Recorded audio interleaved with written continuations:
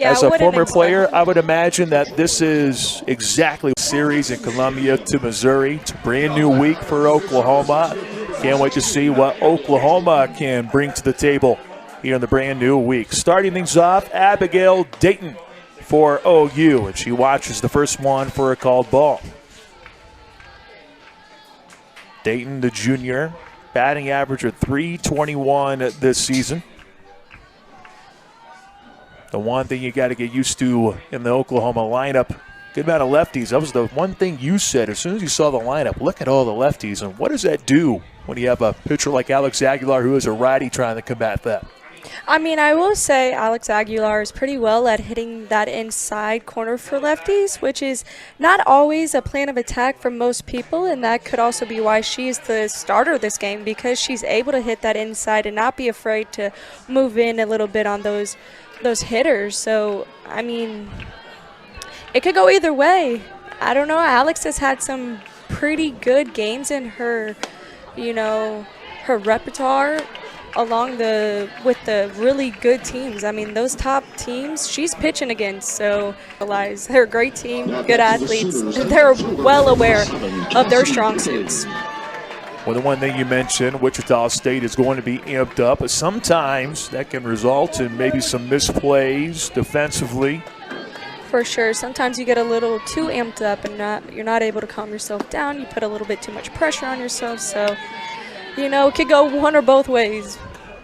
Cassidy Pickering batting third for Oklahoma today, the left fielder. Sophomore out of Humboldt, Texas. Has two runners in scoring position and a 2-0 count in her favor. Made an immediate impact as a true freshman in 2024. Earning an everyday role, playing the outfield, anchored the heart of the Sooner order. Appeared in all 66 games. Slash line of .389, .513, and .705. Ranked third on the club in on-base percentage. And that's the thing with Oklahoma. Even though names might be different, you're not used to the big ones that hang around for 4 years. Well, you do have players like this who are freshmen or in their sophomore campaigns, and you just look at them and go, oh, they still have a couple more years to go before they get to their moment where they're a fourth-year player. And they're already producing at such a young age. That's what makes it dangerous for so many teams out there in the country. Yes.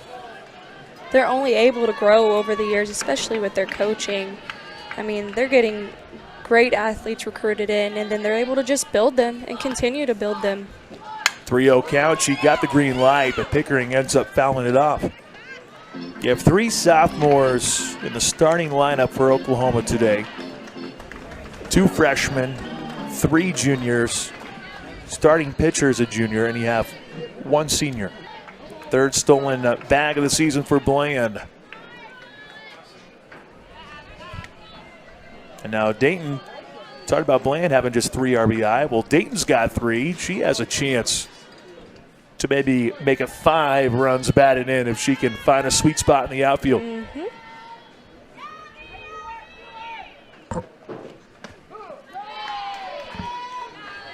Alex Aguilar trying to close things out. 0-2 count now.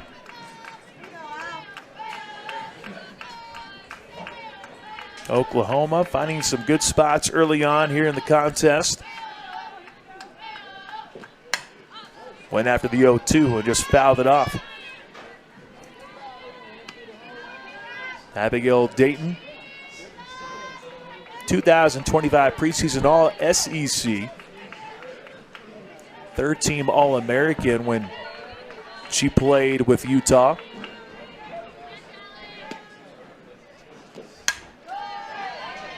Just hanging in there, just protecting the plate, staying at 0-2.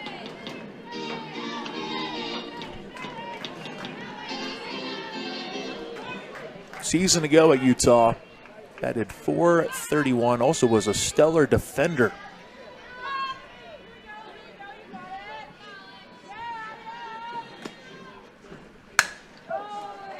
0-2 ends up hooking foul. And we'll see another pitch here.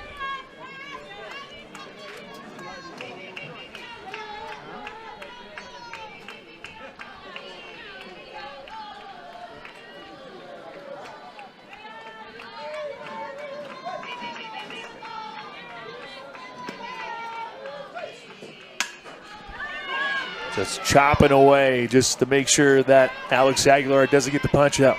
She just keeps shortening up her swing. She's doing what she needs to do, fouling off until she gets the pitch she wants. So composed. Of course, the others on that list, too. You have Georgia, being at number 3. Shockers are there at 4. Virginia Tech at 5. Home run ball hasn't quite been there for Wichita State and Georgia like previous seasons, but when you lose some familiar names like an Addie Barter, naturally you think that the production would dip a little bit. Sydney Sanders, well, she's used to hitting home runs, 51 in her career, ranks 6th among all active Division I softball players.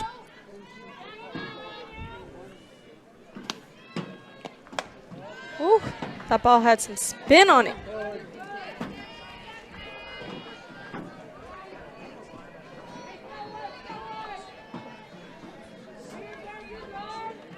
Some may be here for the potential fireworks after the they're on the team, but also drew walks at a high rate, 43. Oh. This one would have been long gone had it stayed fair, but instead of hooks just to the left. She'll have to try back and try to do it all over again. But we're starting to hear the pop now. Talking about those fireworks. You got those fireworks coming off them bats. They are passing that bat.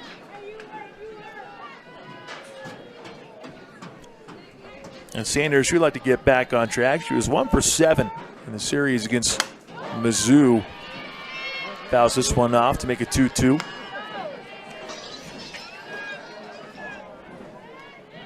But as good as Sanders has been with homers, the walk game has been great too.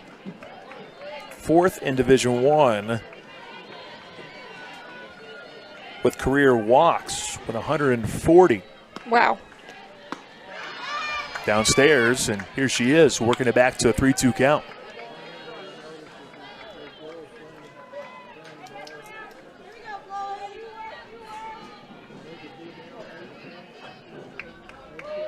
Last year batted just .242, but this year firmly in the 300s. 3-2 got underneath it. And ends up going foul. All the fans on high alert. And boy, are there a lot of fans in the stands here for today.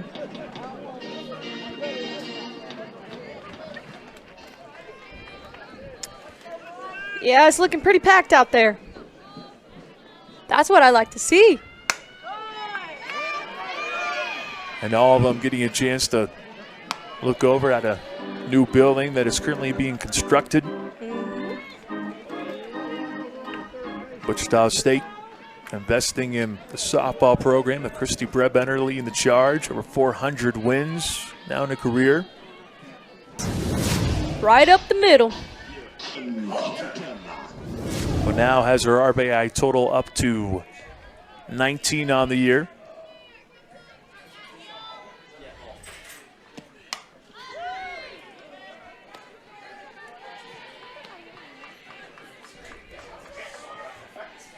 Solachik was unable to come up with an RBI yesterday against Central Arkansas, but she's been able to drive in a run in 4 of the last 5 contests for Wichita State. Maybe another player that's getting hot at the plate for WSU. Ooh. Compton ends up fouling it off.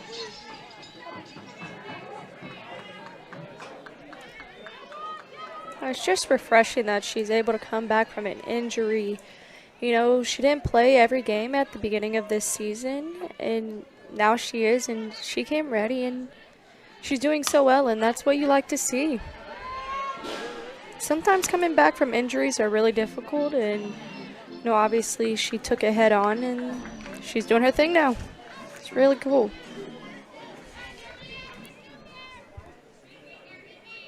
A couple years back in 2023, she batted 188, had 3 home runs total. She has doubled that this year. Went with a check swing here. I know the Oklahoma fans wanted that to be a punch out for Deal. Instead, Cam Compton will get another chance here. Yeah, there's one fan. You can hear that one pretty good. Good amount of Oklahoma fans in the stands. Of course, that shouldn't surprise anyone considering just how great of a program they've been.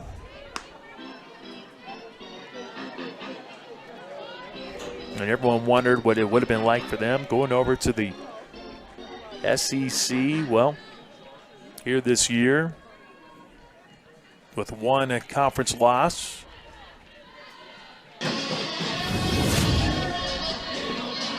That you see. Why not? And they've got the momentum on their side right now.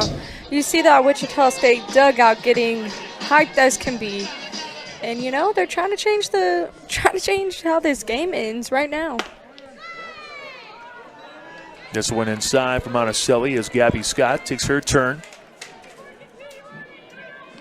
This year, 1.87 ERA. This is appearance number 11 for Monticelli. Does this one stay in? It does not. 15 innings of work for the junior. Started her career at Wisconsin in the Big Ten. Ends up winding up in Oklahoma.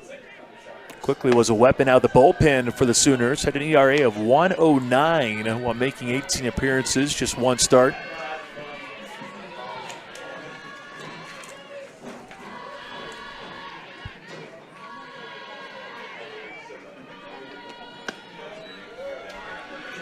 (3-1) to Gabby Scott.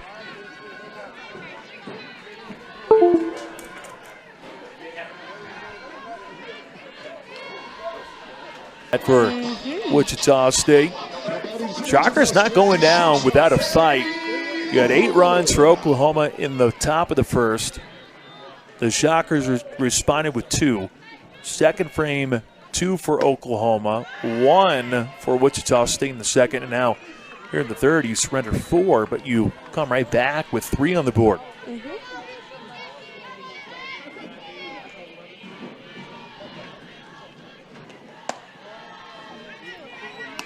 2 balls, no strikes. We talk about that low ERA when it comes to the Sooners pitchers. And, I mean, for Wichita State to be able to put up 6 against this very talented program, and their pitching staff is stacked. I mean, it's really impressive. Well, if you look at the overall body of work for Oklahoma this year, you have 6 runs for the Shockers. Oklahoma gave up 7 in a 10-7 win against Arkansas back on March 16. And then you have back-to-back 10-9 wins against nationally ranked South Carolina. The 9 runs surrendered being the most all season. And then you have earlier in the year an 11-6 win against San Diego State, and that was a 9-inning game. So only a handful of teams have been able to get 6 runs on the board against this Oklahoma team. 3 balls and 2 strikes to Sammy Hood, who thought she was going to take her spot over at first to load up the backs.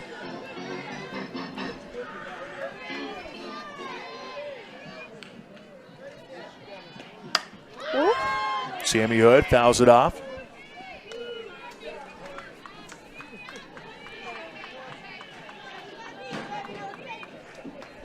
Hood this year batting .247.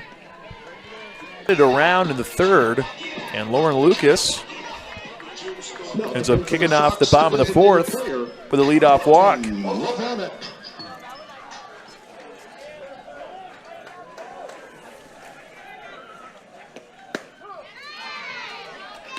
With Oklahoma winning that national championship last year. OU is the only softball program to win 4 consecutive national titles. And just one of 3 programs in NCAA history to win more than 2 national championships. Lord.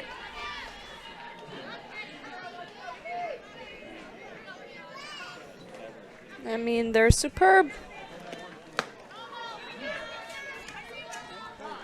2 balls, 1 strike for Brooklyn Levonic. And it looks like we have a ball that comes from the stands. Ritro. Looks like we had a kid playing with the ball there for a moment. By the way, lots of people here in attendance. It's actually a record breaker for Wichita State. 1,245 people in attendance. The previous largest crowd was 1,115. That was number 12 LSU. That was on March 16, 2017. But here you are with over 1,200 fans in the stands. And I definitely feel with the renovations to Wichita State Stadium, you know, that could be even more in the future. And it's really refreshing to see for the Shockers. Well, you have a commitment. Christy Bredbender has done a tremendous job of building this program. Now you're seeing the backing in many, many ways. Of course, the fan support is the easiest thing to see. But whenever you look at the umpires come in to discuss a little bit more, but Sydney Barker's like, hey, hold on. And now they're going to go take a look. This is the best angle. Oh. Sure didn't. They did not hit the foot of Barker, at least on that angle. Yeah, I didn't see any contact, but you know, who am I to say? Well, we've had some that are close, but this one sure looks like it didn't hit her. And if it did, it would have just been really just a little, like maybe a grazing there. But there you go, take a look. Maybe allowing fans to catch their breath a little bit as they see 30 combined runs on the board. And coming up after this, some fireworks for the fans that made the trek out this way. But who knows what we're going to see? We still have a couple more innings left. Yes, we do. Unless Oklahoma, of course, is able to get a couple more and then hold Wichita State scoreless in the bottom of the 5th. But that's unlikely to happen just based on what we've seen at this point, because the Shockers scored 2 in the first, 1 in the second, 6 in the third, and then 3 in the fourth. Chelsea Clark, Jonathan Dewhurst are the ones taking a look at it. The batter is out.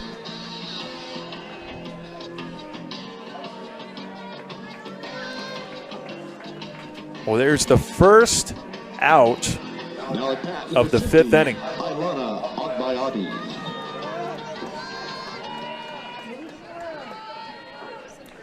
Agbayani now at the plate for Oklahoma. Runner in scoring position at second base. Keep in mind that's Helton who checked in. Agbayani singled in the first, flew out to third, walked in the fourth. End up having to come back for a moment.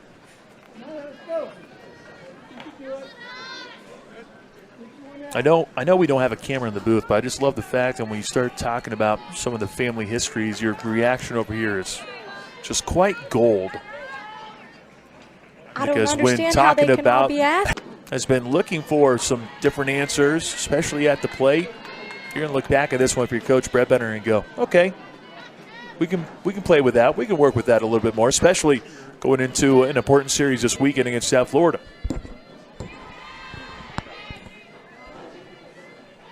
Krista Nelson, the number 9 hitter, to open up the bottom of inning number 5. And an RBI single in the second. Shockers have been able to get a run on the board each frame. But things might be a little bit different with Sam Landry being in the circle. She's had some time to rest up a little bit, or maybe go to the bullpen area and get loosened up a little bit more. Landry is working that inside corner with Nelson and been close to hitting her a couple of times, but I mean, that ball is just moving. On any of those pitches, so Kristen Nelson takes a spot over at first following the walk.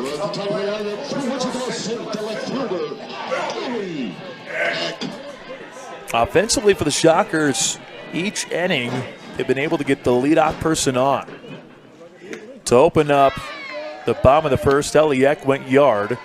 In the second, it was a double for Jody Epperson. Third frame, Lauren Lucas drew a walk. In the fourth, Lauren Lucas also had a walk. And then in the fifth, a yard with a walk for Wichita State with Kristen Nelson. 0-2, though, being the count against Ellie Eck, formerly of Stanford. Turning back home, native of Vandale. Solid town that has produced some pretty darn good athletes. Eck stares at the 0-2 being downstairs.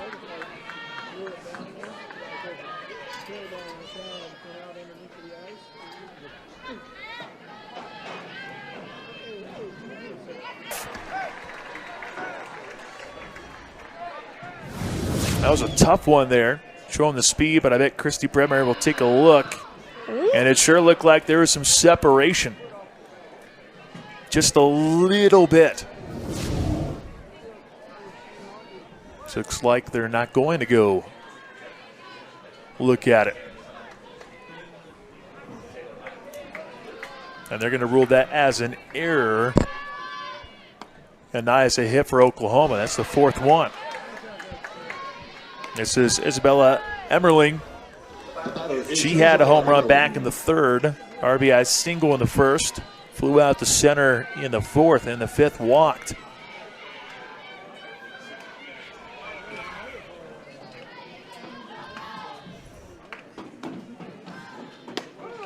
Slager hanging in there. Coming into the game, replacing Chloe Barber, who took a shot off her wrist. Hopefully she's okay for Wichita State. Shocker fans might remember what happened yesterday with Riley Neihart, as she took a shot right off the shin.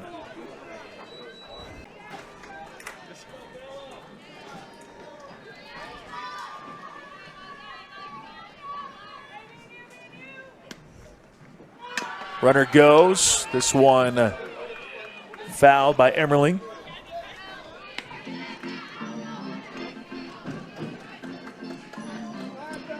It's been an amazing game here in Wichita, 19-16. It's been a marathon. First pitch taking place at 6 o'clock, and here we are getting ready for 9 here at Wichita. It's been a long one, but it's been fun. It's been worth it, though. That record-breaking crowd has to be loving every second. I know there have been some in right field that have moved away from the bleachers, but